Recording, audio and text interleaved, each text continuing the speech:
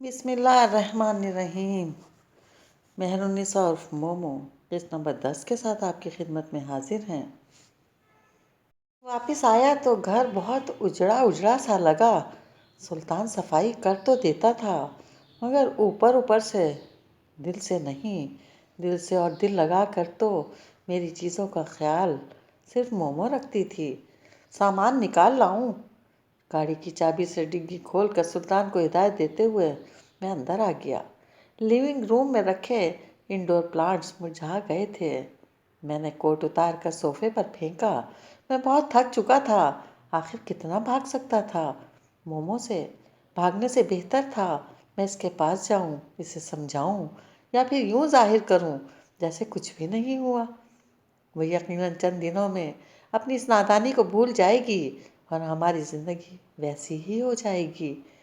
رویوں کی بے ساختگی تو واپس نہیں آ سکتی تھی، مگر بہرحال میں یہ فیصلہ کر کے ہی لوٹا تھا۔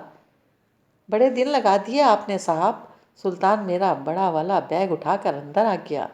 کوئی آیا گیا؟ میں فریج کی جانب بڑھتے ہوئے سرسری انداز میں پوچھنے لگا۔ ہاں جی، وہ انہوں نے۔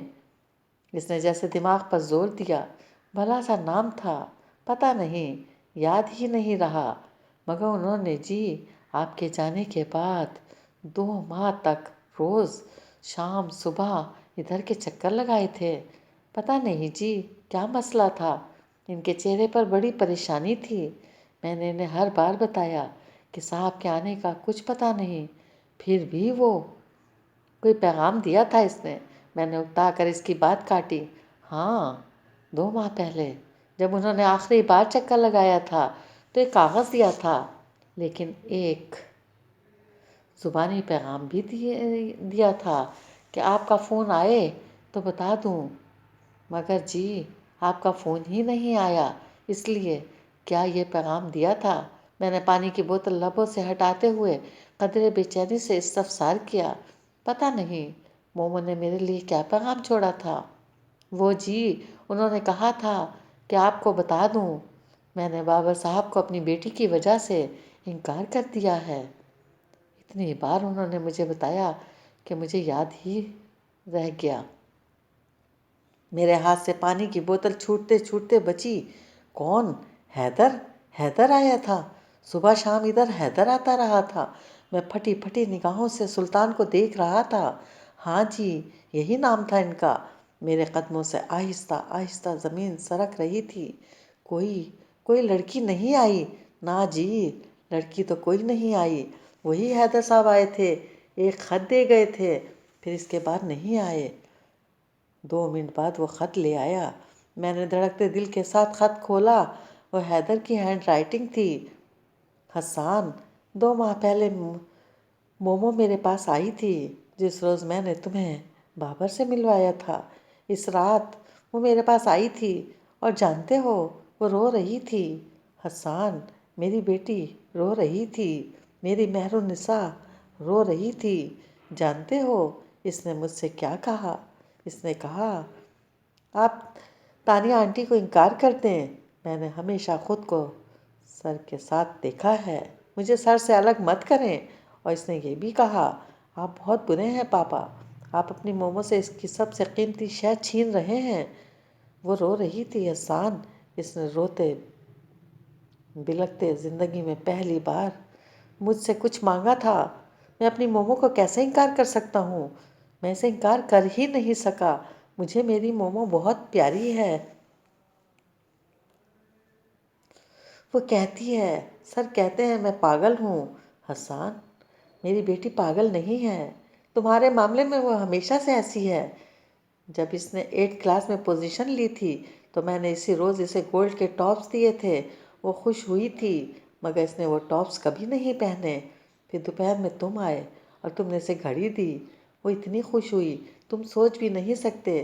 اس نے اپنی پوری کلاس میں اپنا شاندار رزلٹ کارڈ نہیں بلکہ وہ گھڑی دکھائی اور وہ گلاب کے پھول جو تم نے اسے دیے تھے، وہ آج بھی اس کی کتابوں میں محفوظ پڑے ہیں۔ اور تم کہتے ہو میری مومو پاگل ہے؟ وہ کہتی ہے سر کہتے ہیں تمہیں حیدر پیار نہیں کرتا۔ حسان، میں تو اسے ہمیشہ سے پیار کرتا ہوں۔ تم کتنا جانتے ہو؟ میرے اور مومو کے ریلیشن کے بارے میں۔ تم روز صرف 1 گھنٹے ہمارے گھر آتے ہو، صرف 1 گھنٹہ۔ اس لیے تمہیں علم نہیں ہے کہ میں اور مومو روز رات 12-1 بجے تک بیٹھ کر باتیں کرتے ہیں۔ اس کو گڈ نائٹ کہہ کر میں اپنے کمرے میں جاتا ہوں۔ مومو جانتی تھی تم یہ سمجھتے ہو۔ اس کے دل میں کہیں نہ کہیں یہ خوف تھا کہ تم اس کو محبت اور توجہ بھی اسی لیے دیتے ہو، اس لیے اس نے کبھی تمہاری غلط فہمی دور کرنے کی کوشش نہیں کی۔ مومو اندر سے بہت بزدل لڑکی ہے۔ وہ بہت سے لوگوں کو بہت ساری باتیں اس ڈر سے نہیں بتاتی کہ کہیں وہ اس سے محبت کرنا چھوڑ دیں، ورنہ میں نے تو سونیا سے بھی زیادہ مومو سے محبت کی ہے۔ اور جانتے ہو، اس رات وہ رو رہی تھی، میری سونیا، میری مہر النساء رو رہی تھی۔ میں باپ ہوں، میری مجبوری کو سمجھو۔ میں نے اس سے وعدہ کیا ہے کہ میں اس کے سر سے الگ نہیں کروں گا۔ میں روز تمہارے گھر کے چکر لگاتا ہوں، مگر تم بھاگ رہے ہو۔ تم مومو اور حیدر سے بھاگ رہے ہو۔ اگر تم نے فرار ختم نہ کیا تو مومو کچھ بہت غلط کر ڈالے گی اور میں اسے روک بھی نہیں پاؤں گا۔ واپس آ جاؤ حسان، میں مومو کو روتے ہوئے نہیں دیکھ سکتا۔ میں نے اس خط کو اتنی دفعہ پڑھا کہ اس کے الفاظ میرے ذہن پر نقش ہو کر رہ گئے۔ مجھے لگا مومو میرے سامنے صوفے پر بیٹھی ہے، اس کی کونیاں اس کی گود میں رکھے کشن پر ہیں، اس کی آرٹسٹک ہاتھوں کی خوبصورت انگلیاں اس کے بالوں میں پھنسی ہیں، اس کے آنسوؤں سے تر چہرے پر فانوس کی زرد روشنی پڑ رہی ہے اور وہ بچوں کی طرح پھوٹ پھوٹ کر رو رہی ہے۔ میں ایک دم بے چین سا ہو کر اٹھ کھڑا ہوا۔ اگر حیدر اسے روتا نہیں دیکھ سکتا تو حسان بھی اسے روتا نہیں دیکھ سکتا تھا۔ میں نے زندگی میں سب سے زیادہ محبت مومو سے کی تھی، مگر میں اس سے شادی نہیں کر سکتا تھا۔ میرے نزدیک یہ ایک غیر فطری بات تھی۔ میں اسے منا لوں گا، میں حیدر کو بھی سمجھا لوں گا۔ یہی سوچ کر میں اٹھ کھڑا ہوا۔ مجھے لگا شاید وہ ابھی تک اپنے ڈرائنگ روم کے صوفے پر بیٹھی رو رہی ہو۔ اسی وقت گاڑی تیز رفتاری سے دوڑاتے ہوئے بہت سی امیدیں اور خدشات لے کر میں مومو کے گھر گیا تھا۔ اس کے گیٹ کے باہر ایک جھٹکے سے میں نے گاڑی روکی اور باہر نکل کر بے یقینی سے گیٹ پر لگے تالے کو دیکھا۔ وہاں تالا کیوں لگا تھا؟ میں نے بے اختیار بیل بجائی اور پھر بجاتا چلا گیا، مگر کسی نے دروازہ نہ کھولا۔ زمین اور آسمان میری نگاہوں کے سامنے گھومنے لگے تھے۔ حیدر، مومو، آنٹی سب کدھر چلے گئے تھے؟ جب گھنٹی پر کسی نے دروازہ نہ کھولا تو میں نے گیٹ کو ہاتھوں سے بجانا شروع کر دیا۔ مومو، مومو، میں اسے آوازیں دے رہا تھا، مگر وہ نہ آئی۔